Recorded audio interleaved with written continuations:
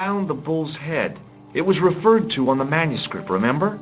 Yes, what is it? A secret cave built into a high cliff face. In the cave, I discovered a map bearing a phrase in Latin. In occidenta sita est in ora mundi. The island of Britain. Lies at the edge of the world, to the west. Strange. That map seems to contain a series of pointers. Like I said, it's a treasure map. Have you ever heard of the Hashashin? Why, yes, it was a radical Muslim sect whose name became synonymous with murder. It was formed in 11th century Persia, shortly before the Crusades. At roughly the same time as the Templars. Yes, they gave a new word to our language, assassini, the assassins. How did the assassins get their name? From the legend surrounding the secrets of their initiation rites. A young man who sought to join the sect was given hashish until he drifted into dreams. He awoke to find himself in a fabulous garden with everything he could wish for. The freshest water, the most delicious food, the choicest hash, and the most delectable women imaginable. Cool. Do you have the address? I haven't finished the story. There was a price to pay for this taste of paradise. Wouldn't you just know it? The young man would wake the next day to find himself back in the real world. He was told that he'd been given a glimpse of the heaven reserved for holy martyrs. A heaven he would enjoy for eternity if he was willing to join the Hashashin. How did the assassins operate? Well, as I explained, the new recruits would be only too willing to die for the cause. They'd be instructed in the use of the dagger, poisons, and disguise. Then, the Grand Master of the sect would name an enemy of Allah. And they'd stop at nothing to eliminate that enemy. You got it. They were fearless and deadly. Does the cult of the assassins still exist? Take a look around at the world today. You tell me. What did you make of the manuscript? It dates from the time of the Crusades. We guessed that from the Templar seal. It's a story and pictures like a modern-day comic book. What story does the manuscript tell? I don't know. It was probably produced for the tourist market. Tourists? Oh, oui, pilgrims in their thousands on their way to Jerusalem. The tourist trade is nothing new, you know. It's been around for centuries. Ever since Joshua made a packet selling souvenir bricks from the walls of Jericho. Have you deciphered any of the images on the manuscript? There's very little I can be sure about. The slang of the bull could be a reference to Mithras. Who's he? A Persian god, almost as popular as Christ at one time. The only thing I can be sure of is the knight. He's Spanish. How can you tell that? The writing on the shield, the reference to Ave Maria. No self-respecting knight from Northern Europe would have borne a coat of arms like that. Can you identify the knight's coat of arms? I already did, Georgie. He's a member of the De Vasconcelos family from the Costa Calida. Were they famous? No, they're not mentioned after the 15th century. Oh. The spotlight of history moved on. They're probably long dead. Thanks for your help, Andre. You're welcome.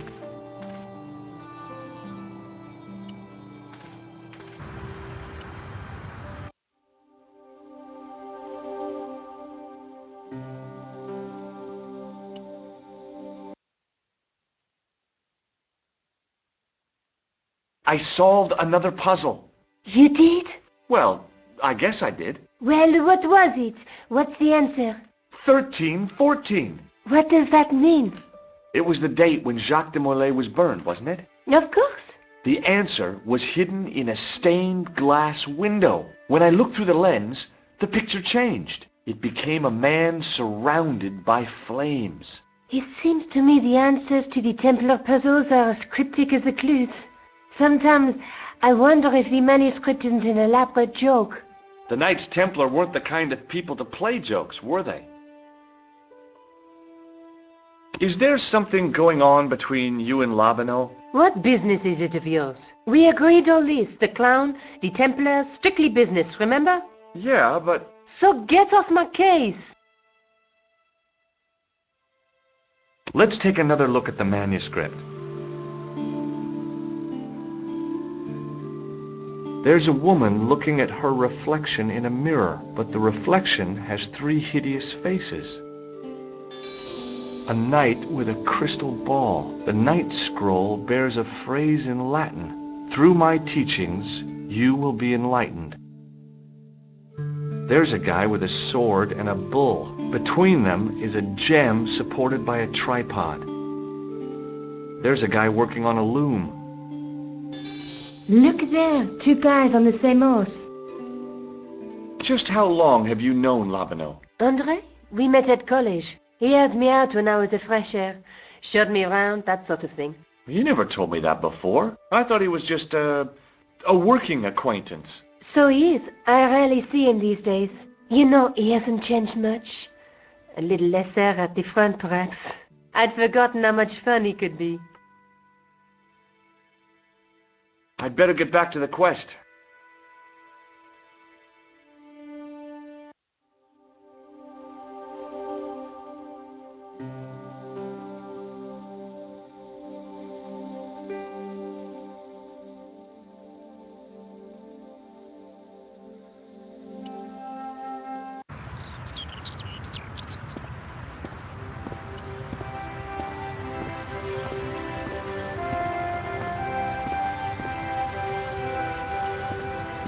In French, English, and German it read, in 1312, Pope Clement V dissolved the knightly order of the Templars and excommunicated its members on charges of heresy. In the following 2 years, many of the knights were hanged on this site. Their Grand Master, Jacques de Molay, was burnt at the stake on an island in the Seine.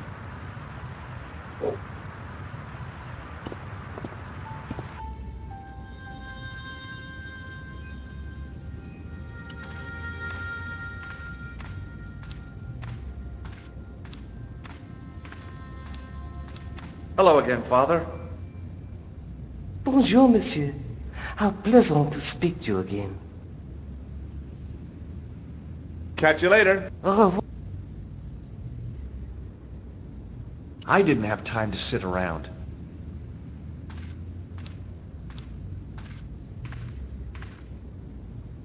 To think of the long centuries that it kept its secret.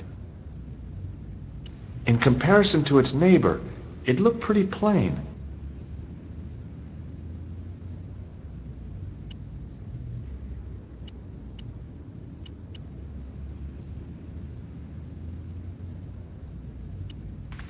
A scroll was a symbol of scholarship. I knew that much. A scholarly knight. That rang a bell. A very Spanish bell. I could see that what had at first seemed to be a fine engraved chasing on the scroll was actually writing. Per disciplinum meum lux videbus. Sounds pretty familiar to me. Per discipline. Hey, a Knight Templar burning at the stake, and a date.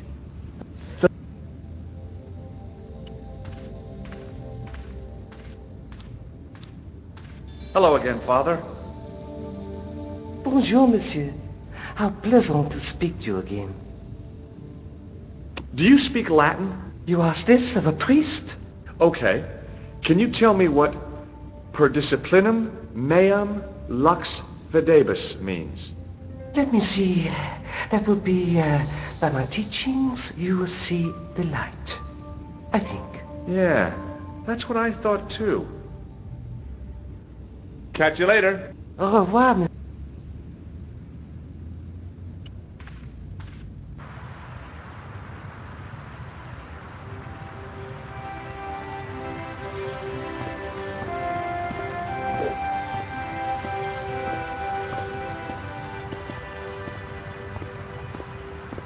You're back. Oui, I have returned. Well, I wasn't expecting to see you back here again. No? Well, it is a strange thing, but I am here on duty. On duty? But you're just sitting there drinking wine.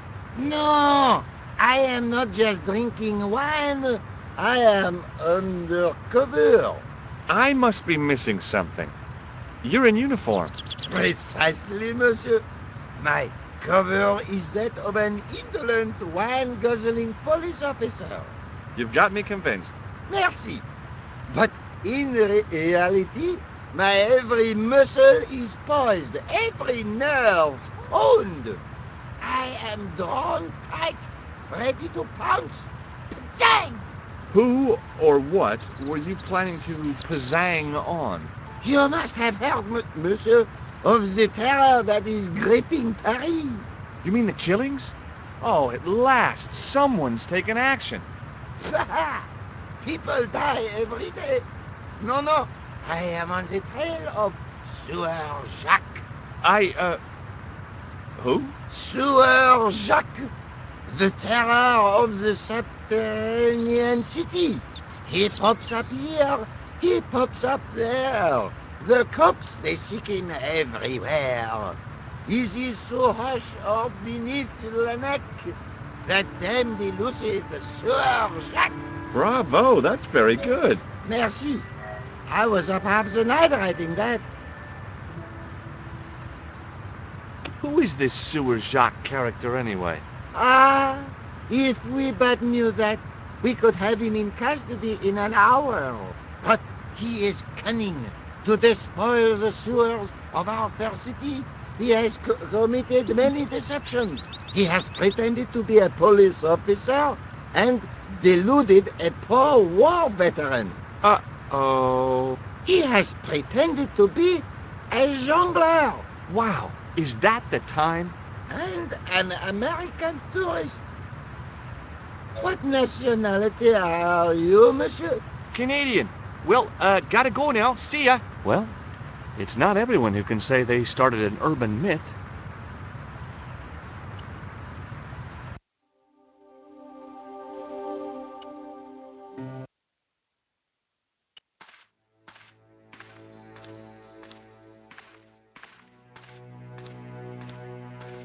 Sergeant Moo? Yes.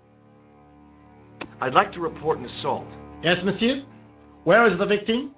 I'm the I see. And where? out. They stopped. Could you? One, their name. No. Did I? Yes. See you later, Sergeant.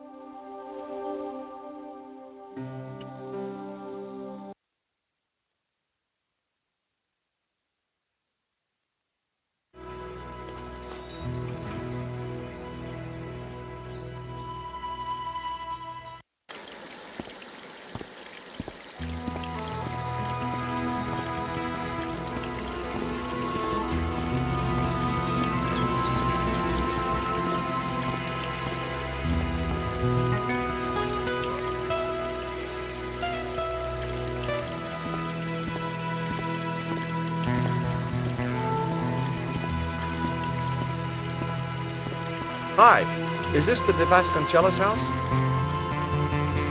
Who wants to know? I could tell the old coot was going to be trouble. My name's George Stobart. I was wondering whether... The house is not open to the public. This is the De Vasconcellos house. And what business is that of yours, senor? Look, all I want is to speak to the head of the household. There is no household. Only the Countess and myself. Tell me about the Countess de Vasconcellos. She doesn't receive guests. That's all you need to know. You don't even know what I have to talk to her about. She hasn't won the lottery, has she? No, she hasn't won the lottery. A more cunning man might have claimed that she had. Oh yeah? They might have, might they? And that more cunning man would have been kicked off the premises. The Countess doesn't do the lottery. What do you know about the Templars? Who wants to know? Are you angling for a bribe or something? You have nothing that I want, senor, except the pleasure of your absence. The guy was obviously protecting the Countess against the whole world. But why?